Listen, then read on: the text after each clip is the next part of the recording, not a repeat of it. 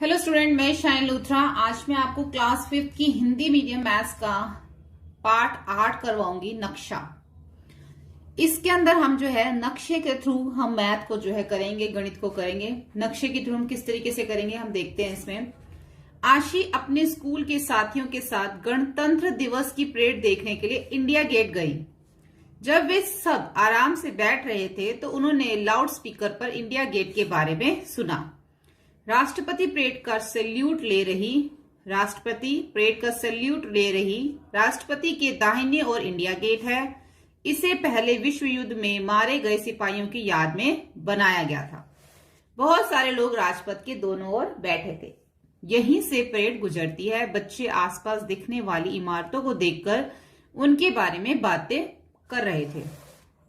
Sir ने बताया था कि इंडिया गेट के ठीक सामने राष्ट्रपति भवन है, इसलिए हमारे दाहिने ओर नजर आने वाली आखिरी इमारत राष्ट्रपति भवन होना चाहिए। ये बच्चे आपस में बात कर रहे हैं। दूसरा कहता है, देखो अदिति, वो रहा इंडिया गेट। अब आगे, यहाँ हेलीकॉप्टर से लिया गया एक चित्र है। तुम राजपथ को देख सकते हो। ये जो है हेलीकॉप्टर से लिया गया चित्र है। और हम किसको देख सकते हैं? हम राजपथ। ये इसमें राजपथ दिया हुआ है जो इंडिया गेट और राष्ट्रपति भवन को जोड़ता है। अदिति राजपथ पर कहाँ बैठी होगी? उस जगह पर निशान लगाओ। देखो, पहले देखो, ये इंडिया गेट है और ये जो सामने है ये राष्ट्रपति भवन है। राष्ट्रपति भवन और इंडिया गेट को कौन जोड़ता है? जो बीच में राजपथ है, ये इन दोनों, ये जो सड़क जा रही है, ये दोनों को जोड़ती है। और साथ में इसका ये यहाँ पे एक नक्शा एक दे रखा है। तो पहला उन्होंने पूछा है कि अदिति राजपथ पर कहाँ बैठी होगी। तो राजपथ पे कहीं बीच में तो बैठेगी नहीं। अब यहाँ पर जो है, जो इंडिया गेट है, उसके पास जो ये निशान है, यहाँ पर ये जो आप देख रहे हो, यहाँ पर जो है वो अदिति जो है वो बैठी होगी। तो हम इसका आंसर ऐसे लिख सकते हैं, अदिति पष्ट कोण के इस चिन्ह स्थान पर बैठी होगी। कौन से चिन्ह स्थान पर? जहां पर हमारा ये जो है पष्ट कोण का चिन्ह स्थान है, यहां पर अदिति जो है वो बैठी होगी। तो वो है ये स्थान, ठीक है। ये यहां पे हम छोटा सा स्टार बना देते हैं। तो हम क्या लिखेंगे इसका उत्तर? अदिति पष्ट कोण के इस चिन्ह स्थान पर बैठी होगी। कौन से चिन्ह स्थान पर? ये वाला चिन्ह स्थान पर, यानी कि हम इस पे स्टार लगा देते हैं। इस चिन्ह स्थान पर बैठी होगी। उसके बाद, क्या तुमने कभी किसी शहर का नक्शा देखा है? तो आप लिखोगे हाँ, हमने किसी शहर का नक्शा देखा है। नक्शा एक देखो, इसका चित्र से मिलान करके बताओ कि इंडिया गेट कहाँ है। नक्शे पर इसका चित्र बनाओ। अब हमें इससे जो मिलान करके बताना है कि नक्शे एक में इंडिया गेट कहाँ पर है। तो नक्शा एक में जो इंडिया गेट है वो हमारा इधर पड़ता है, ठीक है। तो ये हमारा क्या है? India Gate. तो आप लिखोगे हाँ, मैंने शहर का नक्शा देखा है। नक्शा एक को चित्र से मिलान करके हमें इंडिया गेट जैसे नक्शे में चित्रित है वैसे ही दिखाई देता है। जैसे यहां पर है वैसे ही यहां पर है। दूसरा प्रश्न बनता है, नक्शे के इस भाग में कुछ सड़कें दिखाई गई हैं, उन सड़कों को फोटो में ढूंढो। तो नक्शे के इस भाग में कौन कौन सी सड़कें दिखाई गई? देखो, एक तो ये सड़क है जो यहां से लेके राष्ट्रपति भवन तक सीधी राजपथ जो सड़क है वो है। तो नक्शे के में इस भाग में दिखाई गई देती सड़कें कौन कौन सी हैं? तो हमें इसके अंदर ये ढूंढनी है। जैसे कि रफी मार्ग, जनपथ, राजपथ, विजय चौक, ये सब क्या है? मानसिंह रोड, ये सब कस्तूरबा गांधी मार्ग, डॉक्टर जाकिर हुसैन रोड, तिलक मार्ग, ये सब हमें सिर्फ इसमें ढूंढनी है। अभी हमें लिखने को नहीं बोला, उन्होंने बोला इसे ढूंढो। तो ये हमें यहाँ पे दिख रही है। तो इसका उत्तर हम लिखेंगे, नक्शे के इस भाग में दिखाई देती सड़कें चित्र में स्पष्ट दिख रही हैं। थर्ड वाले में उन्होंने बोला है कि राष्ट्रपति भवन से इंडिया गेट जाते समय कौन कौन सी सड़कें रास्ते में आएंगी। अब कौन कौन सी सड़कें आएंगी? अब इन सब सड़कों का हम नाम लिख देंगे कि राष्ट्रपति भवन से इंडिया गेट जाते समय रास्ते में क्या आएगा? रास्ते में आएगा रफी मार्ग, ठीक है। सबसे पहले यहाँ पे आएगा, यहाँ पे रफी मार्ग आएगा, ठीक है। ये रफी मार्ग हो गया। उसके बाद आएगा जनपथ, आ जाएगा, दोनों तरफ जनपथ है। उसके बाद मानसिंह रोड आ जाएगा, राष्ट्रपति से इंडिया गेट की तरफ आते समय रफी मार्ग, जनपथ और मानसिंह रोड आएंगे। उसके बाद नक्शा एक में नेशनल स्टेडियम ढूंढो। क्या फोटो में तुम्हें दिखाई देता है? नक्शे 1 में तो हमें नेशनल स्टेडियम दिखाई दे रहा है, लेकिन फोटो में नहीं है। तो हम लिखेंगे नक्शा 1 में नेशनल स्टेडियम दिखाई दे रहा है, पर चित्र में यह नहीं दिख रहा है। ठीक है, अब ये जो नक्शा है, जो नक्शा 1 है, अब इसको इन्होंने आगे क्या करा, इसको जूम कर दिया, थोड़ा सा पास में से ले लिया। अगर हम नक्शे में जूम इन करें, यानी कि एक हिस्से को बड़ा करके देखें, तो इसका एक हिस्सा कुछ ऐसे नजर आएगा। अब इसको हमने जूम करके इन्होंने हमें दिखाया है। बीच में इंडिया गेट आ गया, वही सब रोड है, मानसिंह रोड, राजपथ और जनपथ है आगे। इसको जूम कर दें, यहाँ पे नेशनल स्टेडियम।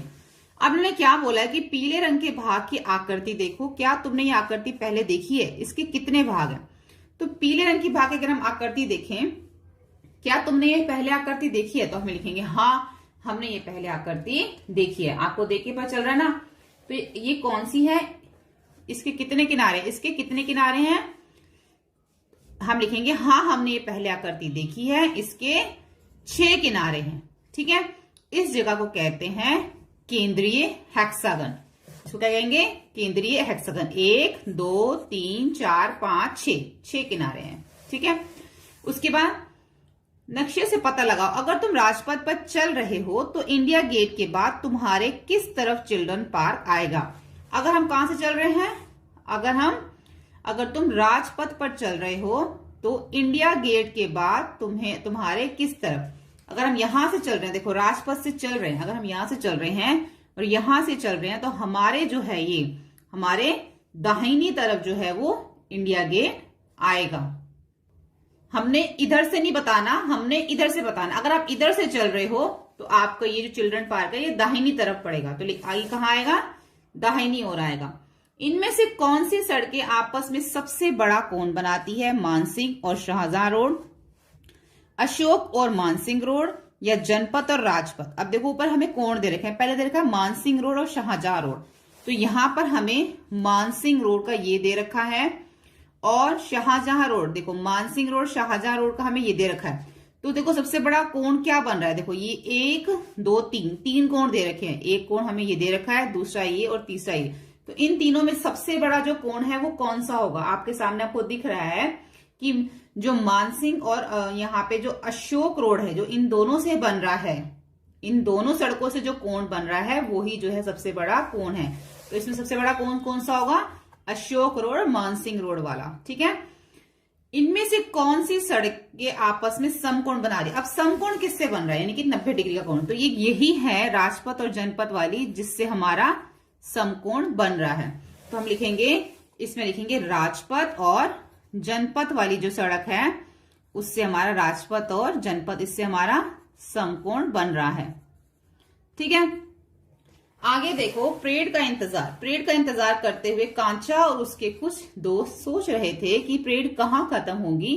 कांचा के पास वह अखबार था जिसमें परेड का रास्ता दिखाया हुआ था। विजय चौक, राजपथ, इंडिया गेट, तिलक मार्ग, बहादुर शाह जफर मार्ग, सुभाष मार्ग और लाल किला, ये सब दिखा रखा था। ठीक है, बच्चे परेड का रास्ता पता करने के लिए इस नक्शे को देखने लग गए कि कहां से कहां तक जो है ये विजय चौक से स्टार्ट होकर लाल किला पे खत्म होगी। तो कहां पर विजय चौक है, कहां पर लाल किला है? तो यहाँ पे देखो, आपको यहाँ पे ये जो विजय चौक दिख रहा है, एक चीज देखो नीचे क्या दे रखी है कि 2 सेंटीमीटर, जब हम इसको स्केल से मेजर करेंगे, नापेंगे, तो 2 सेंटीमीटर का मतलब यहां पर होगा 1 किलोमीटर। ठीक है, तो जब भी हमारा 2 सेंटीमीटर आएगा तो हम उसको 1 किलोमीटर बोलेंगे। अब हम आगे देखते हैं। आगे अब जो ये बच्चे आपस में क्या बात कर रहे हैं, अरे देखो यह है इंडिया गेट और यह रहा राष्ट्रपति भवन। अब ये जो बच्चा बोल रहा है उसी ने दोबारा बोला कि मेरी माँ ने मुझे बताया था कि विजय चौक से लेकर इंडिया गेट तक राजपथ 2 किलोमीटर लंबा है। कहां से लेकर? विजय चौक से लेकर इंडिया गेट कितना लंबा है? 2 किलोमीटर। तो हम इसको देखते हैं। विजय चौक हमें ये दे रखा है यहाँ पे, और साथ में हमें क्या दे रखा है? India Gate. ये हमारा इंडिया गेट दे रखा है। तो उसने क्या बोला है? ये 2 किलोमीटर है। 2 किलोमीटर का मतलब कितना होगा? 4 सेंटीमीटर, क्योंकि 1 किलोमीटर में 2 सेंटीमीटर है, तो 2 किलोमीटर में 4 सेंटीमीटर, डबल हो जाएगा इसका। तो अगर हम यहाँ इस स्टार से देखें इंडिया गेट, तो देखो ये 4 ही आ रहा है। ठीक है, ये 4 ही आ रहा है, देखो यहाँ पे।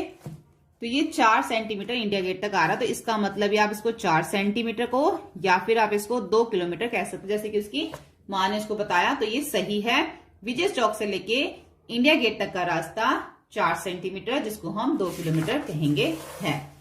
उसके बाद आगे है, इनके बीच यह लंबी सड़क राजपथ है। चलो अंदाजा लगाएं कि राजपथ कितने किलोमीटर लंबा है। इस नक्शे पे यह लगभग 4 सेंटीमीटर लंबा दिखाया गया है, इसलिए नक्शे में 4 सेंटीमीटर धरती को हम 2 किलोमीटर के बराबर है। तुम ठीक कह रहे हो, देखो नक्शे के नीचे लिखा है स्केल 2 सेंटीमीटर 1 किलोमीटर के बराबर है। ठीक है, जो कि अभी हमने पीछे देखा वैसा वही चीज है। अब क्या प्रश्न बनता है इसमें, नक्शा 3 में परेड का रास्ता दिखाओ और इंडिया गेट व राजपथ पर निशान लगाओ। अब हमें कौन सा रास्ता दिखाना है, परेड का रास्ता हमें दिखाना है, इंडिया गेट व राजपथ पर हमें निशान भी लगाना है। देखो तो सबसे पहले यहाँ पे जैसे ऊपर दे रखा है विजय चौक, उसके बाद राजपथ, फिर इंडिया गेट, तिलक मार्ग, ऐसे ऐसे जो हमें आगे देखना है। तो सबसे पहले अब राजपथ विजय चौक पे देखो, यहाँ पे स्टार लगा हुआ है। विजय चौक से हमें कहा ये राजपथ से हम आगे जाएंगे। राजपथ से आगे जाने के बाद हम आगे यहाँ पे देखो, यहाँ पे एक स्टार लगा हुआ है इंडिया गेट के पास। इंडिया गेट के पास जो है हमें तिलक मार्ग जाना है। तिलक मार्ग से लेके फिर आगे कहाँ जाना है, तिलक मार्ग के बाद ये देखो यहाँ पे बहादुर शाह मार्ग है, यहाँ जाना है। फिर सुभाष मार्ग जाना है। सुभाष मार्ग के बाद हम कहाँ पहुंच जाएंगे, यहाँ पे हम लाल किला में पहुंच जाएंगे। ठीक है, तो हम इसका क्या उत्तर लिखेंगे, नक्शा 3 में परेड का रास्ता चिन्हित किया गया है, मतलब पहले से चिन्हित किया गया है, और यहाँ पे इंडिया गेट व राजपथ को भी चिन्हित किया गया है। ठीक है, उसके बाद दूसरा बनता है, नक्शे को देखो और पता लगाओ कि कौन सी सड़क सबसे लंबी है, बहादुर शाह मार्ग, सुभाष मार्ग और तिलक मार्ग। तो हम इसमें देख के ही पता लगा सकते हैं कि कौन सी सड़क सबसे लंबी है। तो यहाँ पर जो है हमें ये जो तिलक मार्ग वाली सड़क देख रही है, ये देखो ये जो है सबसे लंबी सड़क है, क्योंकि ये आगे तक जा रही है। यहाँ पे यहाँ से लेके यहाँ तक ये बहादुर शाह है, फिर सुभाष मार्ग शुरू हो जाता है आगे। तो जो तिलक मार्ग वाली सड़क है वो सबसे लंबी है। अगर रूपिया जामा मस्जिद की ओर से परेड देखने आ रही है तो सोचो उसे कितनी दूर तक चलना पड़ेगा। अब जो रूबिया है वो जामा मस्जिद से परेड देखने आ रही है, तो जामा मस्जिद कहाँ पड़ता है, वो यहाँ पड़ता है। अब वो परेड देखने आ रही है तो उसको कितना, लाल किले पे आना पड़ेगा उसको। ठीक है, क्योंकि यहाँ पे जामा मस्जिद के पास लाल किला ही पड़ता है। तो यहाँ से अगर वो परेड देखने आ रही है तो यहाँ से लेके यहाँ तक का जो रास्ता है, यहाँ पर अगर वो यहाँ सुभाष मार्ग, जामा मस्जिद से अगर इस तरफ वो आती है तो यहाँ पर वो सुभाष मार्ग पहुंचेगी। तो ये सिर्फ हमारा कितना पड़ रहा है, ये हमारा सिर्फ पड़ेगा यहाँ जामा मस्जिद से लेके यहाँ तक, इस रास्ते तक सिर्फ ये 2 सेंटीमीटर पड़ रहा है। यहां से लेके यहां तक 2 सेंटीमीटर, यानी कि 2 सेंटीमीटर का मतलब है 1 किलोमीटर। तो उसको सिर्फ 1 किलोमीटर आना पड़ेगा जामा मस्जिद से लेके लाल किले तक, क्योंकि यही जो है इसके पास में पड़ेगा। तो उसको 1 किलोमीटर आना है। ठीक है, तो इसका आंसर होगा 1 किलोमीटर। परेड का पूरा रास्ता लगभग कितना लंबा, हम बता रहे हैं कि जो परेड है उसका जो पूरा रास्ता है विजय चौक से लेके लाल किले तक, वो कितना लंबा रास्ता है। ठीक है, अब हमें जो है इसको यहां से मेजर करना पड़ेगा। तो पहले हम इसको यहां से लेके, हमने विजय चौक से लेके इंडिया गेट तक हमने देखा था कितना था, 4 सेंटीमीटर था। अब हम इंडिया गेट से लेके आगे हम तिलक मार्ग का देखेंगे तो ये भी कितना है, 4 सेंटीमीटर है। अब बहादुर शाह से लेके सुभाष मार्ग तक का देखेंगे तो ये कितना है, यहाँ पर सुभाष मार्ग से लेके यहां तक का देखेंगे तो है ये 3 सेंटीमीटर। अब सुभाष मार्ग हम देखेंगे यहां से लेके पहले यहां तक देखेंगे 2 सेंटीमीटर, फिर ये आगे भी जो है लगभग 2 सेंटीमीटर है। तो सुभाष मार्ग को भी अब 4 सेंटीमीटर मान लो। आगे जो है यहाँ पर ये है हमारा 1 सेंटीमीटर, यहां से सुभाष मार्ग से लाल किले का हो जाएगा 1 सेंटीमीटर। तो टोटल हमें बताना है ये कितने सेंटीमीटर हो गया। पहले ये 4 हो गया, 4 और 4 8 हो गया, 8 और 4 12, 12 में ये 3 और 1 को जोड़ेंगे, ये भी 4 हो गया, तो 16। यानी कि अगर हम सारे 4 को जोड़ते हैं, 3 और 1 4, ये भी 4 हो जाएगा, तो मिलाकर हो जाएगा ये 16 सेंटीमीटर। और 16 सेंटीमीटर को अगर हम 2 से भाग देते हैं तो ये आ जाएगा 8, 2 8 16। तो कितना आ गया ये 8 किलोमीटर। हमने इसको किलोमीटर में निकालना है। 16 सेंटीमीटर हमारा स्केल से निकल रहा है, उसको 2 से भाग दे रहे हैं तो हमारा आ जाएगा 8 किलोमीटर। यानी कि विजय चौक से लेके लाल किले तक का जो रास्ता है वो है 8 किलोमीटर। ठीक है, जैसे जैसे परेड आगे बढ़ी उन्हें कुछ बच्चे हाथी पर आते हुए दिखे। वे वही बच्चे हैं जिन्हें बहादुरी के लिए इनाम दिया गया। उसके बाद लगभग उसके बाद अलग अलग स्कूलों के बच्चों ने तरह तरह के नृत्य और करतब दिखाए। बच्चे परेड के साथ लाल किले तक जाना चाहते थे। गप्पू लाल किला पहले देख चुका था तो वह बाकी बच्चों को उसके बारे में बताने लगा। गप्पू की लाल किले की यात्रा। जब हम लाल किले पहुंचे तो वहां टिकट लेने के लिए एक लंबी लाइन लगी हुई थी। लाल किले के मुख्य गेट पे लाहौरी गेट कहते हैं। उसके अंदर घुसकर हम बाईं ओर एक लंबे गलियारे में पहुंचे जिसके दोनों तरफ छोटी छोटी दुकानें बनी थी। इस जगह को मीना बाजार कहते हैं। वहां से मैंने अपनी बहन के लिए चूड़ियां खरीदी। अब देखो ये लाल किले के ना अंदर का है सारा, कि यहाँ पे ये लाल किला है और उसके बाद दीवाने आम है, यहाँ पे मोती महल है, रंग महल है, आरामगाह है, हमाम है, मोती मस्जिद है, यहाँ पे यमुना है। अब इससे रिलेटेड जो है ना क्वेश्चंस आएंगे। अब यहाँ पे उन्होंने बोला कि 1 सेंटीमीटर का मतलब होगा 100 मीटर। ठीक है, जब भी हम 1 सेंटीमीटर कहीं पे मेजर करेंगे तो उसको हम 100 मीटर बोलेंगे। ठीक है, तो यहाँ पर क्या है आगे, यहाँ पे सारी जो है इन्होंने, तो यहाँ पे हमें सारा बता रखा है कि वहां सीधे कारखाने से होते हो तुम दीवाने आम पहुंच सकते हो। ये सारा इन्होंने यहाँ पे बता रखा है। दीवाने आम से सीधे सामने बढ़ते हुए रंग महल को देख सकते हो। तो क्वेश्चन ये बनता है इनमें से कौन सी इमारत यमुना नदी के ज्यादा पास है, दीवाने आम या दीवाने खास। अब यमुना के पास में क्या है, दीवाने खास तो ये रहा और दीवाने आम ये रहा। तो ये यमुना के पास क्या पड़ रहा है, दीवाने खास। तो हम बताएंगे दीवाने खास जो है वो यमुना के पास है। किन 2 इमारतों के बीच में आरामगाह है।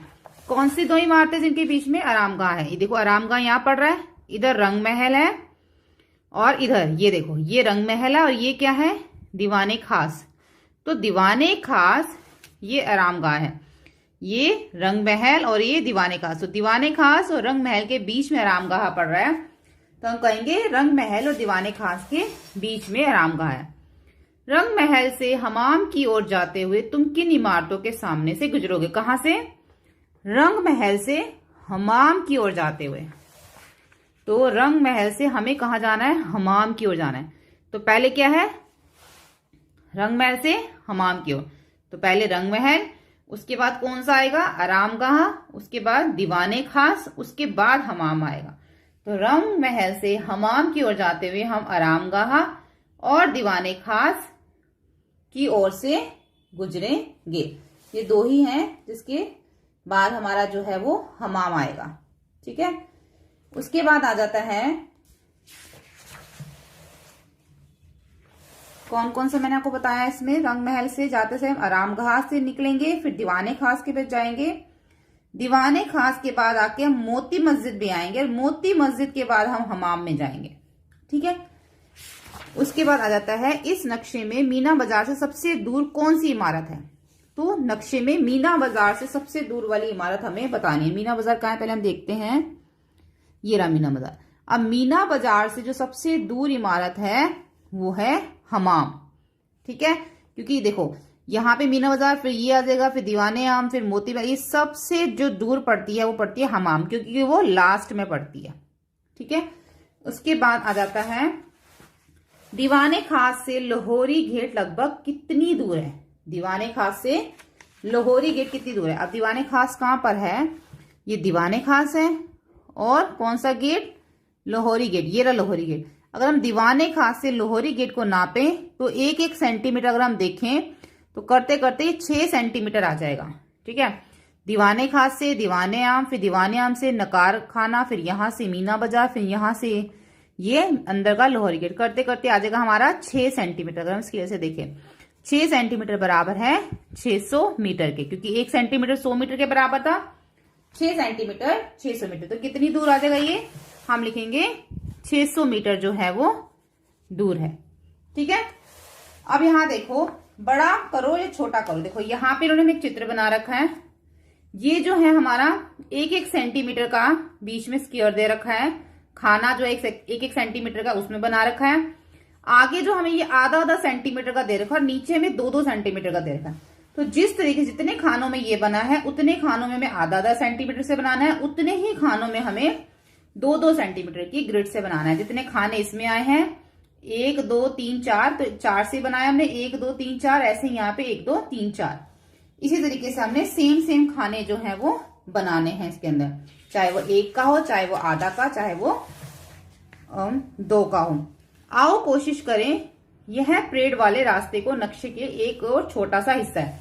देखो अब यहां पर भी एक नक्शा दे रखा है, वही नक्शा, ये 1 सेंटीमीटर की ग्रिड है, यही नक्शा हमें 2 सेंटीमीटर की ग्रिड में बनाना है। ग्रिड्स को देख के जितना जितना है यहाँ पे उतना ही यहाँ पर। क्या तुम पहचान सकते हो कि यह नक्शे का कौन सा हिस्सा है?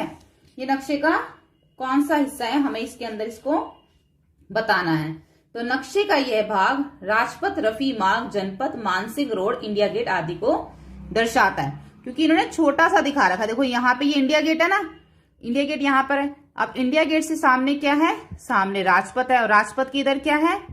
जनपथ है, और इधर क्या है? मानसिंह रोड है, रफी मार्ग है।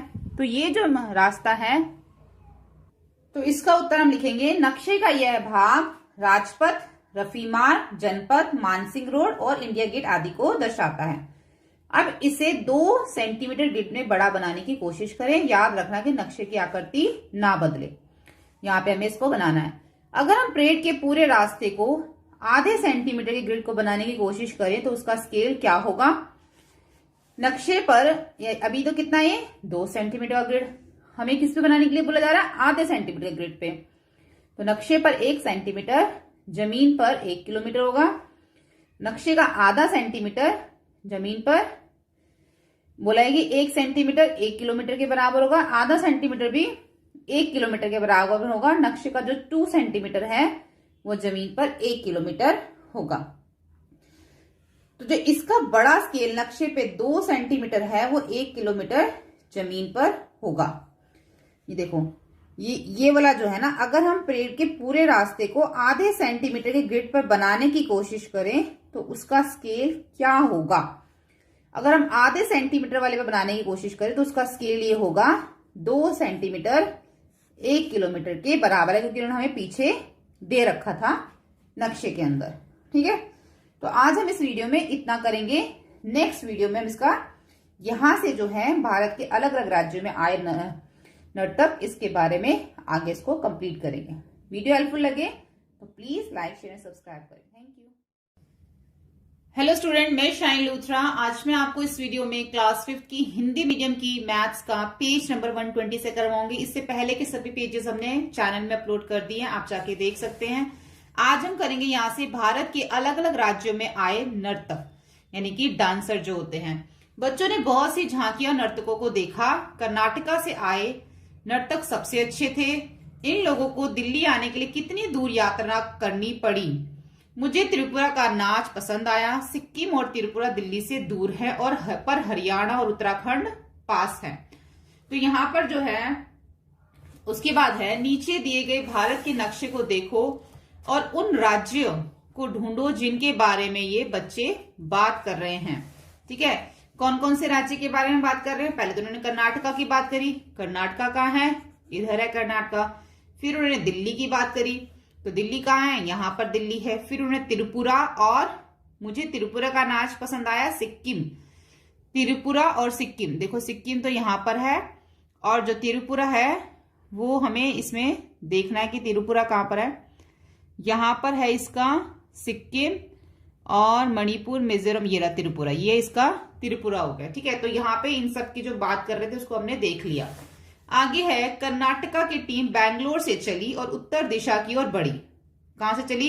कर्नाटका की टीम कहां से चली? बैंगलोर से चली, यानी कि ये बैंगलोर है, यहां से चली और कहां बढ़ी? उत्तर दिशा की ओर बढ़ी। दिल्ली तक पहुंचने के लिए उसे किन किन राज्यों से गुजरना पड़ेगा? भारत के नक्शे से ढूंढो। देखो, अगर वो बैंगलोर से चल रही है, इट मीन्स ये कर्नाटका से जो चल रही है, अब उसको दिल्ली पहुंचना है, तो उसको कौन कौन से जो राज्यों से होके जो है उसको गुजरना पड़ेगा। तो बैंगलोर से दिल्ली पहुंचने के लिए टीम को यहां से, देखो पहले उसको महाराष्ट्र जाना होगा, महाराष्ट्र के बाद उसको मध्य प्रदेश जाना पड़ेगा, मध्य प्रदेश के बाद कहां जाना पड़ेगा? उत्तर प्रदेश, और उत्तर प्रदेश के बाद जो है वो दिल्ली है। ठीक है, एक तो ये रास्ता है।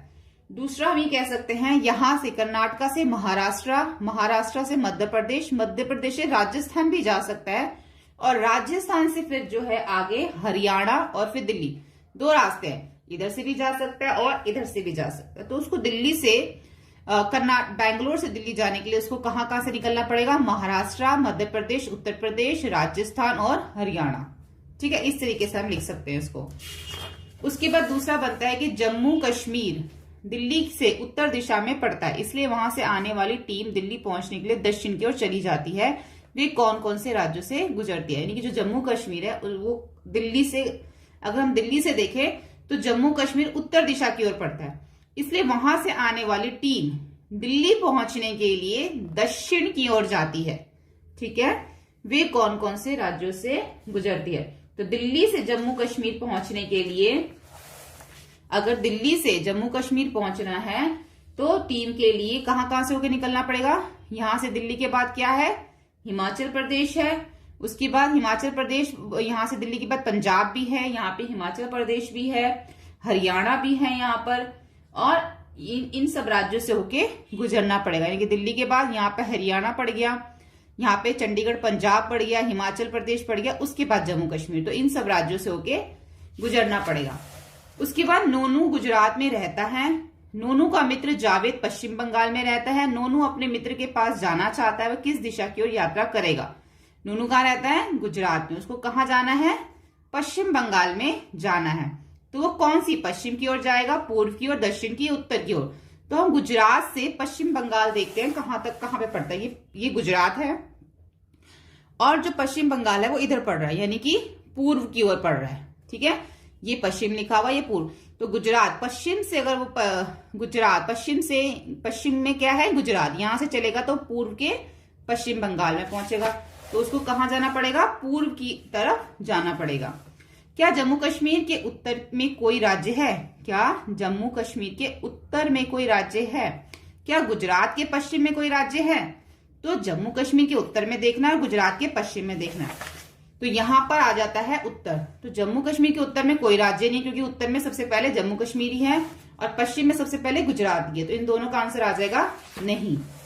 ठीक है, यदि नक्शे पर 1 सेंटीमीटर जमीन पर 2 किलोमीटर, यानी कि 1 सेंटीमीटर 2 किलोमीटर के बराबर है दिखाता है, तो पता करो दिल्ली से जयपुर लगभग कितना दूर है। यानी कि दिल्ली से जयपुर का रास्ता कितना दूर है। तो हम यहाँ देख लेते हैं, ये है दिल्ली और जयपुर कहाँ है? यहाँ पे, ये रहा जयपुर। तो अब इसको यहां से देखोगे तो दिल्ली से जयपुर, और उन्होंने कितना बोला है?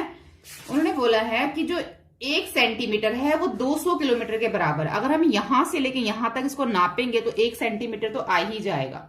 ठीक है, और थोड़ा सा उससे और ऊपर होगा।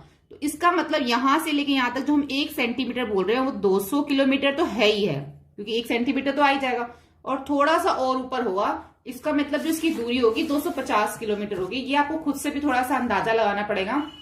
50 किलोमीटर तो नहीं है, 50 किलोमीटर तो नहीं हो सकती, क्योंकि वो 1 सेंटीमीटर से फिर कम होगा। तो यहाँ पे कम से कम अगर हम इन दोनों को नापेंगे तो 1 सेंटीमीटर तो कम से कम आएगा ही। इसका मतलब 200 किलोमीटर तो है ही है। ठीक है, और 50 किलोमीटर नहीं हो सकता, 500 भी नहीं हो सकता। 500 किलोमीटर के लिए तो बहुत ज्यादा डिस्टेंस होना चाहिए। तो ये जितना डिस्टेंस हमें दिख रहा है ना, ये 1 सेंटीमीटर होगा, और 1 सेंटीमीटर जो है वो 200 किलोमीटर के बराबर है, और थोड़ा सा और ऊपर होगा तो ये 250 ही बनेगा, 250 किलोमीटर।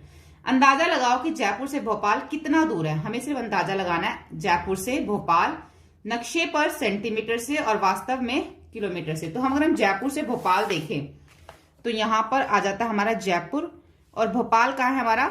इधर है। तो ये कम से कम 3 से 4 जो है 3 सेंटीमीटर तो होगा।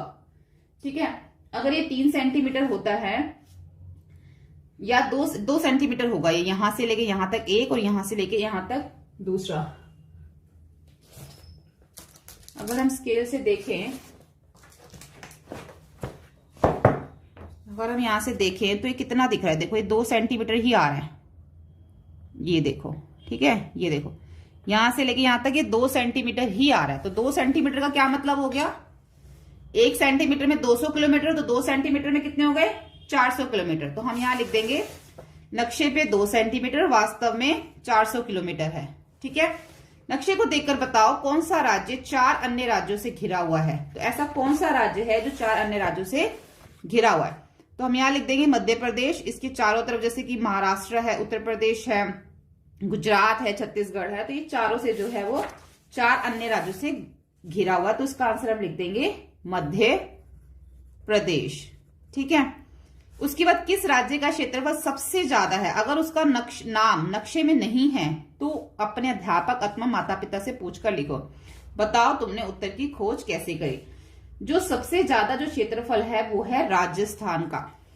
ठीक है, राजस्थान का क्षेत्रफल सबसे जो है वो ज्यादा है और नक्शे को देखकर हम इस बात पर सरलता से पता लगा सकते हैं, क्योंकि यहाँ पे राजस्थान आपको दिखा रखा है, इसका क्षेत्रफल सबसे ज्यादा है।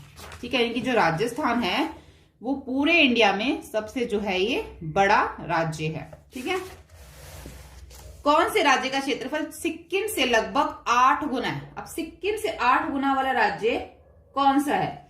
उत्तर प्रदेश है, जिसका जो है सिक्किम से जो 8 गुना है।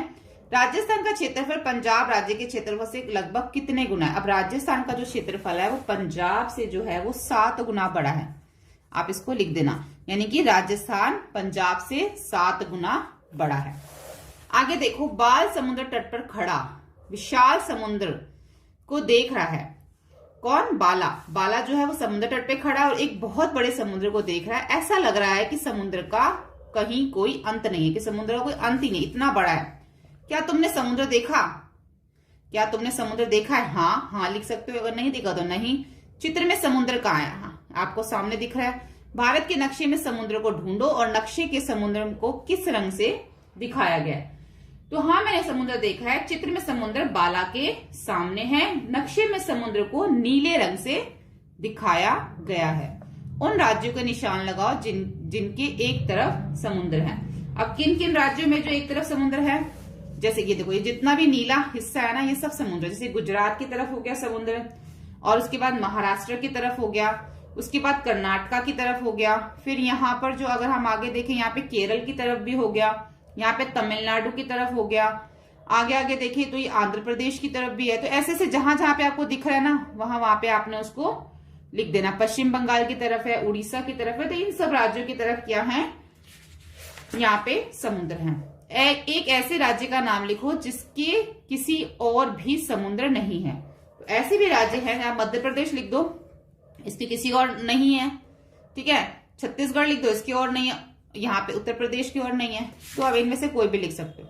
पता करो, अलग अलग नक्शे देखो और आसपास के नक्शे, भारत के नक्शे और विश्व के नक्शे के उपयोग किए गए अलग अलग स्केल की तुलना करो। मतलब आपको अलग अलग स्केल से नक्शे पे देखना है। नक्शे पर राज्यों के बीच बनी रेखा को देखकर साबु सोच में पड़ गया। मैं दिल्ली से हरियाणा और हरियाणा से राजस्थान तक गया हूं, पर कहीं पे भी मुझे सड़क या जमीन पर कोई रेखा नजर नहीं आई। ये नक्शे पे कैसे है? नहीं, धरती पर कोई भी लाइन नहीं खींची गई है। नक्शे में हमें यही पता चलता है कि कहाँ एक राज्य खत्म हो जाता है, दूसरा शुरू हो जाता है। ओ हाँ, हमने सीमा पर टोल टैक्स दिया था। मैंने एक बहुत बड़ा बोर्ड मैंने एक बहुत बड़ा बोर्ड लगा देखा जिस पर लिखा था हरियाणा में आपका स्वागत है। ठीक है, अब आगे क्या देखो, शहरों के बीच की दूरी। ये 5 शहर पता करो, यहाँ पे 5 शहर दे रखे हैं इस नक्शे में। इडलीपुर से बर्फी नगर कितने सेंटीमीटर दूर है? ये हमें जो है ना नापना है। अगर हम इडलीपुर से बर्फी नगर नापेंगे तो ये कितने सेंटीमीटर जो है वो दूर आएगा। तो इसको हम यहां से देख लेते हैं। यहाँ ये इडलीपुर है, ये बर्फी नगर, तो ये 5 सेंटीमीटर जो है वो 5 सेंटीमीटर दूर है। अगर इडलीपुर से बर्फी नगर तक जाना पड़े तो तुम्हें कितने किलोमीटर चलना पड़ेगा? अब यहाँ पे लिखा हुआ है 10 किलोमीटर। 1 सेंटीमीटर में 10 किलोमीटर है इस नक्शे के अंदर। 1 सेंटीमीटर में 10 किलोमीटर है, तो 5 सेंटीमीटर में कितने होंगे? 50 किलोमीटर जो है ये होगा। ठीक है, अगर हम इसको फिर से ध्यान से देख लेते हैं, ये पूरा 5 ही है, कम तो नहीं है। यहां से अगर हम देखें तो ये पूरा 5 ही आ रहा है, मेरे हिसाब से तो पूरा 5 ही आ रहा है। यहाँ पे अगर मैं देखूं तो ये फिर पूरा, अगर 1 किलोमीटर में 1 सेंटीमीटर में 10 किलोमीटर है तो 5 सेंटीमीटर में आ जाएगा 50 किलोमीटर। ठीक है, इडलीपुर और बर्फी नगर के बीच आधे रास्ते पर, इडलीपुर और बर्फी नगर के बीच आधे रास्ते पे, यानी कि 50 का आधा हो गया 25 किलोमीटर, 5 सेंटीमीटर का आधा हो गया 2.5। आधे रास्ते पर थुकपा ग्राम पड़ता है, उसे टी के निशान से दर्शाओ। तो जहां पे 2.5 आ जाएगा ना, क्योंकि आधा रास्ता बोला है, तो यहां पर हमारा 2.5 आ रहा है, तो इसको हमने यहाँ पे टी से दर्शाना है। जलेबीपुर नाम एक शहर, जलेबीपुर, अच्छा, जलेबीपुर नाम एक शहर छोला घाट येरा, ढोकलाबाद येरा दोनों से 35 किलोमीटर दूर है।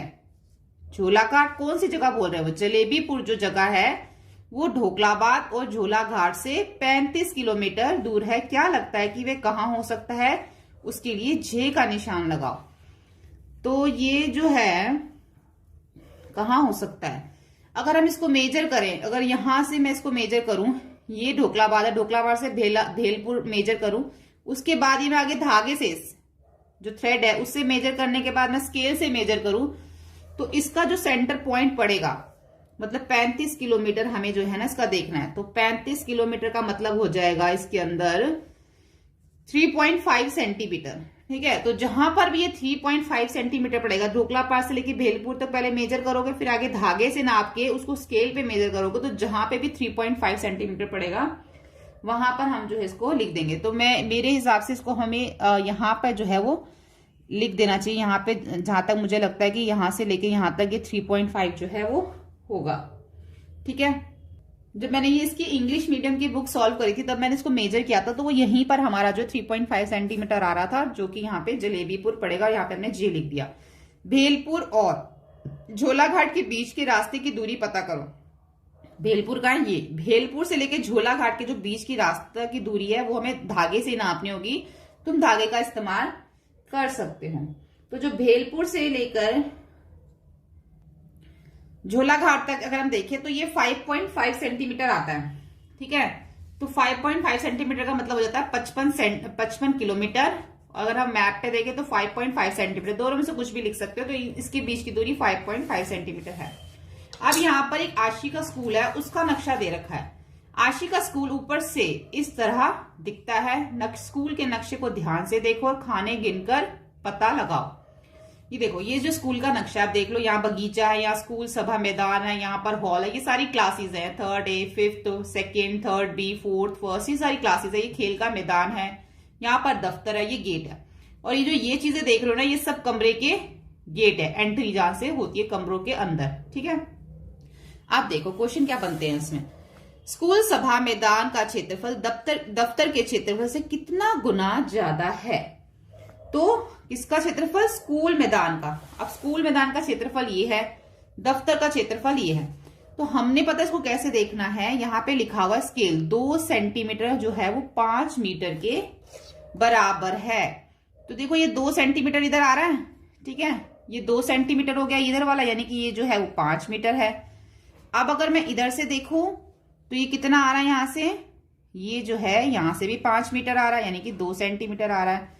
अगर मैं ऊपर देखूं तो ये कितना आ रहा है, सिर्फ हमारा 1 सेंटीमीटर आ रहा है। 1 सेंटीमीटर का मतलब कितना हो गया, 2.5 मीटर। ठीक है, इसका इतना आ रहा है। अगर मैं यहां से देखूं तो ये कितने सेंटीमीटर आ रहा है, यहां से अगर मैं इसको देखूं तो ये यहां पर जो है वो यहां पर 3 सेंटीमीटर, 3 सेंटीमीटर, या तो हम इसको सेंटीमीटर्स में लिख लें। 3 सेंटीमीटर का मतलब हो गया यहां से लेके यहां तक तो 5 मीटर हो गया। उसके बाद 2.5 लगा लो, तो 5 और 2 7, 7.5 यहां से हो गया। वैसे तो आपको देख के ही पता चल रहा होगा कि स्कूल सभा का मैदान बड़ा है, और ऐसे ही यहां से हो गया। तो आप देख के भी बता सकते हो कि जो स्कूल सभा मैदान है वो जो है उसका क्षेत्रफल, स्कूल सभा मैदान का क्षेत्रफल दफ्तर के क्षेत्रफल से कितना गुना ज्यादा है। तो हम इसको लिख सकते हैं कि 5 गुना ज्यादा है, 5 गुना ज्यादा है। क्योंकि यहां से भी अगर आप देखो तो ये आपको पता चल जाएगा 7.5 यहां से है, 1 2 3 4 5। अब ये यहां से लेके यहां तक कितना है, 2। फिर यहां से लेके यहां तक कितना है, 2 2 और 2 4, 4 और 1 यहाँ पे हो जाएगा 5, यहाँ पे आपका बन जाएगा 2.5 सेंटीमीटर। ठीक है, तो ये 2 सेंटीमीटर, फिर 2 सेंटीमीटर यानी कि 4 सेंटीमीटर, 4 सेंटीमीटर में हम 2 प्लस कर देंगे 6 7, तो 7 पॉइंट नहीं, यहां पर ये आ रहा है ना हमारा 2 और 2 4 और 2, और उसमें हमने 2.5 प्लस किया, ये 2.5 है, हाँ ये 2.5 है। तो ये 4 आ रहा है इन दोनों को, ये हमारा 2.5 तो 7.5 हो गया। लेकिन यहाँ पे कितना आ रहा है, ये 2 और उसके बाद ये 2, ये 2 और 2 कितना हो जाएगा, 4 सेंटीमीटर। 4 सेंटीमीटर में अगर हम 2 सेंटीमीटर प्लस करें 6.5 सेंटीमीटर आ रहा है हमारा इधर वाला। ये अभी हमने सेंटीमीटर में निकाला है, मीटर में नहीं निकाला। तो 7.5 सेंटीमीटर इधर बन रहा है, 6.5 सेंटीमीटर हमारा इधर बन रहा है। तो ये इससे 5 गुना जो है वो ज्यादा है, ठीक है। नहीं तो अब इसके बॉक्सेस देख लो, 1 2 3 4 5 6 7 8 9 10 11 12 13 14 15। और ये कितने हैं? 1 2 3, तो 3 5 15, तो 5 गुना ही ज्यादा ना इससे ये, ठीक है। हर कक्षा की लंबाई और चौड़ाई कितनी है? हर कक्षा की लंबाई चौड़ाई हमें जो है इसमें बतानी है। लंबाई 5 मीटर, चौड़ाई 4 मीटर। तो अब हमें हर कक्षा की इसमें से बताना है कि लंबाई और चौड़ाई कितनी है। हर कक्षा की जो लंबाई है 5 मीटर, चौड़ाई 4 मीटर है। सबसे अच्छा जो है इसमें ये कि लंबाई 2 मीटर है या चौड़ाई 1 मीटर है। तो इसका जो आंसर है वो ये है कि हर कक्षा की लंबाई 5 मीटर है और चौड़ाई 4 मीटर है। कैसे है 5 मीटर? बताओ। देखो, ये 2 है, ये हो गया हमारा कितना? 2 सेंटीमीटर। 2 सेंटीमीटर का मतलब क्या है? 5 मीटर। तो हर कक्षा की लंबाई कितनी हो गई? 5 मीटर हो गई। और चौड़ाई देखो, अगर यहां से लेके यहां तक लेते हो तो ये पूरी 5 आती है, ठीक है। लेकिन ये थोड़ी सी इससे क्या है चौड़ाई, इससे थोड़ी सी कम है। मैं आपको थोड़ा पास में से दिखाती हूँ। ये देखो, अगर हम यहां से लेके यहां तक नाप रहे हैं तो हमारा ये आ रहा है 2 सेंटीमीटर। 2 सेंटीमीटर का मतलब 5 मीटर। अगर मैं यहां से लेके यहां तक नापती हूँ तो ये भी 5 मीटर आता है। लेकिन ये जो कमरा है वो यहां से पे इसकी दीवार है यहाँ पे, तो ये एक जो है वो पॉइंट इसका कम हो गया। तो ये कितना हो गया? ये पूरा का पूरा 2 सेंटीमीटर होता तो हम 5 लिख देते, लेकिन थोड़ा सा 2 सेंटीमीटर से कम है, इसलिए हम इसको 4 मीटर इसकी चौड़ाई मानेंगे।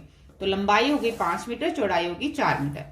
आशी के स्कूल के सभी कमरे कुछ ऐसे दिखाई देते हैं, ठीक है। यहाँ पे अलमारी है, यहाँ पे खिड़की है, यहाँ पे भी खिड़की है, यहाँ पे बेंच है, श्याम पट, दरवाजा, सूचना पट, प्रदर्शन पट, ये सब है। इनमें से कौन सा श्याम पट बिल्कुल सामने है? अलमारी, खिड़की, सूचना पट या प्रदर्शन पट? इनमें से कौन सा श्याम पट के बिल्कुल सामने क्या है? श्याम पट के बिल्कुल सामने है प्रदर्शन पट। इसका आंसर होगा प्रदर्शन पट। एक बार फिर स्कूल के नक्शे को देखो, अंदाजे से निशान लगाओ कि इन्हें कहां। अब आपने अंदाजे से लगाना है कि 3rd A और 7th A में श्याम पट कहां है। अब 3rd A हमारा इधर है और 7th हमारा इधर है। कहीं पे भी आप उसको अंदाजे से बोला ना श्याम पट कहां है, तो यहां पर अगर दरवाजा है तो हो सकता है उसके सामने श्याम पट हो, ठीक है। ऐसे हो सकता है ना कि कई बार दरवाजे के बिल्कुल सामने ब्लैक बोर्ड होता है। अब 4th में और 10th में अलमारी कहाँ है? अब 4th का है हमारी इधर है, हो सकता है कि अलमारी इधर पड़ी हो। और कौन सी क्लास में? 10th में भी अलमारी जो है दरवाजे की इधर या इधर पड़ी हो। आपने अंदाजे से करना है। सूचना पट कहाँ है? 5th में और 6th B में, 2nd में के बीच की पंक्ति की अंतिम सीट कहाँ है? प्रदर्शन पट 1 में कहाँ? ये सब आपने अंदाजे से करना है। क्या 3rd A में बैठे बच्चे को खेल का मैदान दिखाई देता है? अब जो 3rd A में बच्चे बैठे हैं उनको खेल का मैदान दिखाई नहीं देता, क्योंकि यहां से यहां तक नहीं देख सकते। तो इसका आंसर होगा नहीं, ठीक है। तो यहां पर हमारा जो है ये कंप्लीट हो जाता है हमारा पार्ट 8। अगर आपको हमारी वीडियो हेल्पफुल लगी हो तो प्लीज आप इसे लाइक, शेयर, सब्सक्राइब करें। Thank you.